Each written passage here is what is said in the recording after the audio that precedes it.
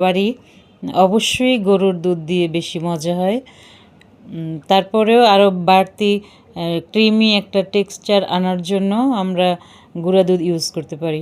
তো আজকে আমি পিঠাটা পুরাটাই তৈরি করেছি গুঁড়া দুধ দিয়ে। গরুর দুধ হাতের কাছে ছিল না, সেজন্য গুঁড়া দুধ দিয়ে রান্না করেছি। দিয়ে দিয়েছি তেজপাতা, এরপরে দিচ্ছি কয়েকটা দারুচিনি আর হচ্ছে লবঙ্গ দেইনি, এলাচি।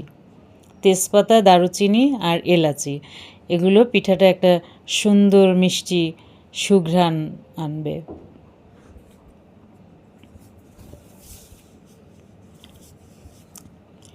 এরপরে যখন দুধ একটু বলক আসবে, ফুটে উঠবে, তখন দিয়ে দিচ্ছি গুড়। এখানে আমি খেজুরের গুড় দিয়েছি। এখন হয়তো অনেকে বলবেন, এই শ্রাবণ মাসে আপনি খেজুরের গুড় কোথায় পেয়েছেন? এটা আসলে ফ্রিজে সংরক্ষণ করেছিলাম। তো পর্যাপ্ত পরিমাণে খেজুরের গুড় দিয়েছি আমি। পুর করেছি, ওটাতেও পুরো খেজুরের গুড়, আর এখানেও খেজুরের গুড় ইউজ করেছি। অবশ্য শেষের দিকে সামান্য চিনি দিয়েছি আর একটু গাঢ় মিষ্টি হবার জন্য।